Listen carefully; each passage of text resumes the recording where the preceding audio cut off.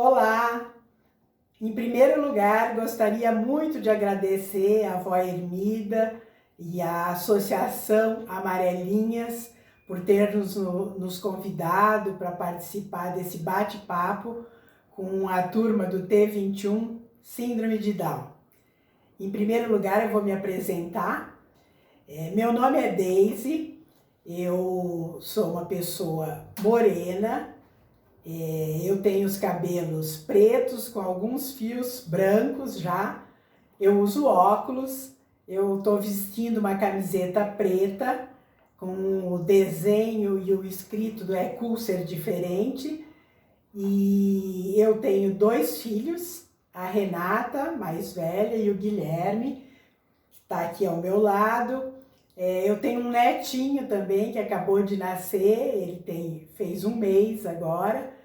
Eu sou engenheira civil de formação, mas estou aposentada e atualmente eu trabalho no Instituto Serendipidade, que é uma ONG que trabalha com inclusão de pessoas com deficiência intelectual. Meu nome é Guilherme Campos, tenho 28 anos, eu tenho uma irmã mais velha, só tenho meu sobrinho, eu tenho uma namorada, chamada Francine, sou uma pessoa branca, tenho cabelo preto, eu tenho uma camisa preta, é Cool Ser Diferente, uma bermuda jeans. Oi pessoal, eu sou o Eduardo, eu tenho a pele branca, tenho já sobrancelhas e cabelo bem branquinhos, estou usando aqui também a mesma camiseta deles, É Cool Ser Diferente. Nós estamos aqui para trocar uma ideia com vocês, um bate-papo, para falar sobre a autonomia e a autonomia do Guilherme, que é essa que a gente tem experiência de família. Espero que vocês gostem.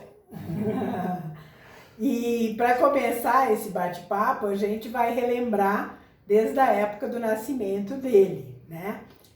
Esse foi há 28 anos atrás, a gente não tinha tantas informações como existe hoje, mas de qualquer maneira, assim que a gente recebeu a notícia, depois que ele já tinha nascido, no dia seguinte, na mesma hora, o que a gente queria?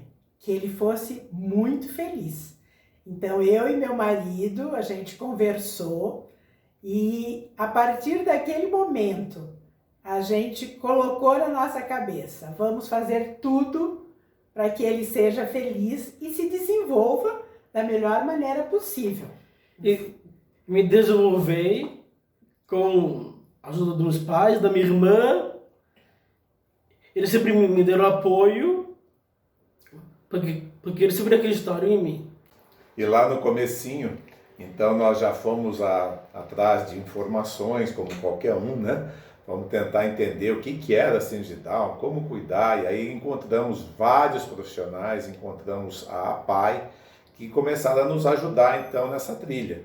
Cada um na sua especialidade, a gente sabia que ele precisava usar óculos pequenininho, que ele precisava fazer fisioterapia, terapia ocupacional, que ele precisava, né, antecipar algumas coisas que qualquer criança comum aprende com uma determinada idade. Para ele teria maior dificuldade naquele momento. Então a gente tinha que antecipar, tinha que fazer um pouquinho antes com ele, e com isso ele aprendeu a amarrar o tênis, a escovar o dente, a cortar o papel com a tesoura, coisas simples que qualquer criança poderia aprender normalmente. Mas com ele nós conseguimos fazer com que ele aprendesse um pouquinho antes. Isso ajudou demais já o início dele, né, no relacionamento, na parte social, que os amiguinhos viam ele fazendo igual a eles, né? Era essa a nossa preocupação sempre, dele poder estar acompanhando, né, principalmente a idade cronológica das pessoas, né? E um dos pontos que a gente sempre fez questão de frisar e explicar para pessoas que conhecem a gente é que a gente nunca tratou ele com diferença.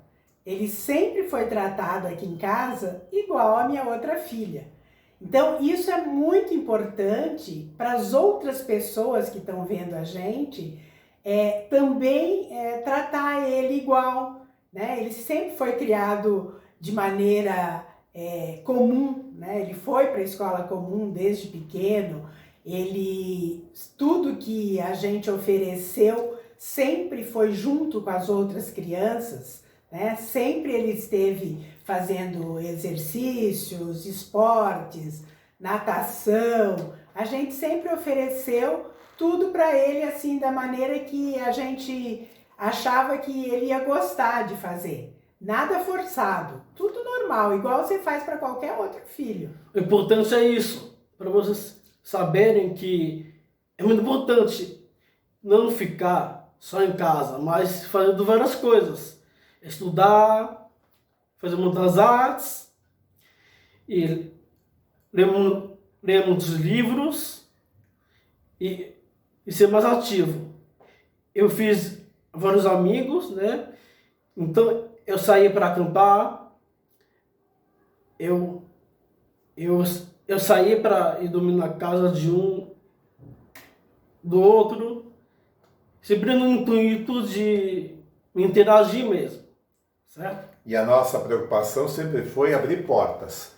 Então a gente tinha que mostrar para ele o mundo, mostrar para ele as oportunidades, mostrar para ele como que ele poderia, né, onde ele gostaria de gastar, de usar o tempo dele, né, de uma maneira produtiva, bacana, gostosa, que ele se sentisse bem, né, com pessoas que ele se sentisse bem. Então essa foi a nossa procura durante toda a vida dele, desde pequenininho, foi colocar para ele muitas portas abertas, né? E sem medo, a gente não tinha medo. A gente não colocou ele dentro de uma redoma, como muitos pais fazem, porque tem medo de como que ele vai ser tratado lá fora, né? Nós não, ele desde pequeno, como ele falou, ele já ia para acampamentos, ele viajava sozinho. Com 11 anos, ele já pegou um avião e foi parar em Mato Grosso do Sul, na casa dos meus pais. A gente colocou ele aqui e minha mãe pegou lá. Então, a gente sempre fez isso, a gente deu liberdade, deu essa autonomia e foi isso que ajudou ele no desenrolar. E é claro que é de uma maneira controlada, lógico, né? A gente não ia soltar ele no mundo assim, não é assim. Mas era a maneira dele ter a autonomia, dele pegar a mochila dele pegar a mala dele na esteira, dele estar sentado ao lado de outro passageiro no avião. Então, tudo isso daqui eram maneiras que nós encontramos, fizemos a primeira vez, ficamos de olho, né, percebendo se havia algum problema, não deu nenhum problema, fizemos a segunda vez, e assim foi que nós fomos criando com ele, né, essa autonomia que hoje em dia ele já tem, assim, com mais algumas experiências, né, Gui? É tão gostoso porque a gente aprende com essas autonomias para ter mais autonomias para frente. Uma das grandes autonomias dele quando ele terminou o ensino fundamental 2, eu e meu marido, a gente conversou e falou, vamos oferecer cursos para eles, outras oportunidades, coisas que ele já estava querendo fazer, com assuntos que ele estava interessado. E não vamos fazer o ensino médio tem física, química, biologia, umas coisas bem mais complicadas, né? Então vamos colocar ele para fazer alguns cursos que ele já estava pedindo, que ele já gostava de culinária, de teatro, de maquiagem, que é alguns assuntos que ele se interessa. E então nós resolvemos dar uma paradinha e fomos procurar também, porque nessa época a gente achou que era muito importante ele ter amigos iguais a ele, porque na escola que ele estudava, apesar de ser uma escola inclusiva, ele não tinha muito contato, porque na sala de aula, por exemplo, só tinha ele com síndrome de Down. Na escola tinha diversos, mas na sala de aula só tinha ele. Então a gente achou que era uma época que ele ia querer namorar, querer sair com os amigos, que era muito importante ter os próprios amigos iguais a ele. Nessa fase da minha vida, foi bem importante porque eu terei para fazer teatro, mas também a culinária. na culinária, eu me interessei muito e eu entrei nos chefes especiais. Nos chefes especiais eu conheci uma amiga, chamada Laura Reis, que fez faculdade de gastronomia. Então, é mais uma coisa que me interessei bastante. Aí voltei para os meus pais, eu falei, eu quero fazer gastronomia. Então, o que eles falaram? Tem que voltar a estudar. Tem que voltar a estudar. Então, voltei a estudar. Fez o ensino médio, né? Fez o ensino médio, entrei na faculdade de gastronomia, na Anhembi Morumbi, e trabalho num restaurante italiano. E só que chegou a pandemia, né? Agora vamos rezar para eu voltar a trabalhar. Mas conta como é que foi a sua entrada. Você fez o ensino médio numa escola pública comum, mamãe acompanhava os seus estudos para poder, né, estar, né, acompanhando sempre. E no último ano, como é que foi aquela história? Que o pessoal apareceu lá para apresentar os cursos, cada faculdade, Mackenzie, a FAAP, a Anhembi Morumbi. E quando você viu, a Anhembi Morumbi tinha feito o quê? Qual era do curso que te chamou a atenção? Os cursos que me chamaram a atenção foi a gastronomia, mas artes cênicas, maquiagem. Só que o curso que Você se inscreveu? eu me inscrevi e que me formei e tudo foi a gastronomia. Mas como foi isso? Mas aqui, ó, tem uma parte muito interessante. Que esse pessoal que foi até a escola, eles ofereceram os cursos e ofereceram inscrição para a pessoa fazer o vestibular. Ele se inscreveu no curso de gastronomia, só que ele não falou nada para a gente que ele se inscreveu. Eu vendo o computador com ele um belo dia, apareceu lá, sua inscrição para o vestibular da Faculdade Anhembi Morumbi será dia tal, seu número de inscrição está aí. Eu olhei e falei, o que é isso? O que é essa inscrição para o vestibular? E ele falou, eu que me inscrevi. Daí, nessa hora, nós ficamos sabendo que ele tinha se inscrito para fazer o vestibular de gastronomia. Fez sozinho, não falou nada. Então, mais uma prova da autonomia, daquele que ele quer, que ele vai atrás, tenta procurar para resolver e ir atrás dos sonhos, né? No teatro, eu fiz várias apresentações no SESI e fiz cada peça que vocês nem imaginam. Fiz Sonhos de uma Noite de Verão, A Graça do Capitão Tornado, Os Miseráveis. Depois entrou o Movimentarte, que foi da minha prima Flora. E fiz vários musicais também. Então eu fiz a Lisbeira Prisioneiro, Mambembe. Isso. E fiz alguns filminhos também, porque chegou a pandemia e eu tinha que fazer tudo online. Antes da pandemia, eu e minha namorada saímos bastante para shoppings, em ver shows, passear e viajar é mais para o futuro mesmo. Cinema, lanchonete. Então são coisas que a gente curte mesmo. E vocês gostam de ir em restaurante? Sim. Então, conta como que vocês vão no restaurante para comemorar, para passear. Aí eu vou no restaurante com a minha namorada quando é assim, fim de semana e quando a gente completando de namoro. Então, a gente paga com cartão. O importante é isso, ter dinheiro para gastar um pouquinho daqui e um pouquinho dali. Sim, porque vocês têm o dinheiro, porque vocês dois trabalhavam antes da pandemia, né? Depois da pandemia que todo mundo foi para casa e ninguém pararam de trabalhar. Sim. Mas na época, vocês dois trabalhavam, vocês tinham a autonomia de vocês, Sim. de ter o salário, né?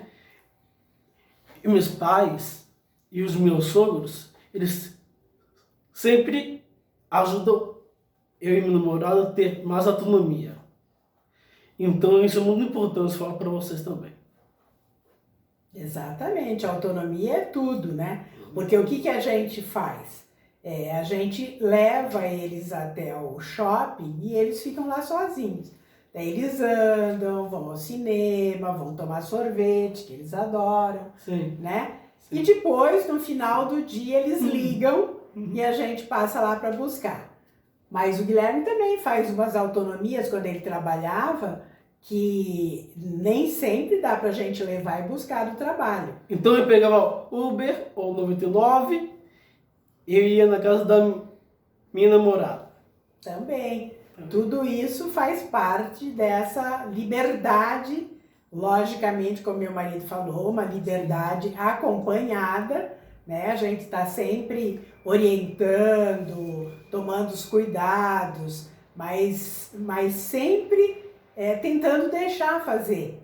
E ele mesmo, ele já, de tanto, né, a gente dá essa liberdade, eles vão aprendendo, eles sabem como se virar numa hora de perigo, de não conversar com pessoas, assim, sem conhecer. Então, todas essas coisas a gente tem que orientar, né? E eu não lembro de alguma coisa que a gente tenha permitido ele fazer, né, dessa maneira controlada, e que depois a gente teve que cancelar porque não deu certo. Né? Ele simplesmente mostrou, desde pequeno, que ele era capaz, cada vez mais capaz. E com isso daí ele foi adquirindo, né, toda a autonomia que ele precisava e que ele tem hoje em dia, né, com 28 anos, para poder fazer as atividades dele com tranquilidade. É tão gostoso quanto, porque eles já ficam assim, mais leve e solto. Faz as coisas. E agora, no momento que nós estamos, ele já está se preparando novamente para voltar ao trabalho. Porque agora a gente acha que a pandemia chegou numa fase... Todo mundo vacinado, 3 vezes. Sim. Né? Todos nós já tomamos a terceira dose. E estamos só observando como é que está fora daqui, porque tem muita gente ainda que não acredita e que está aí se infectando. Então, a gente está tomando um cuidado agora, mas está nos nossos planos, né? Sim. Mas o recado que a gente queria passar para vocês é exatamente isso.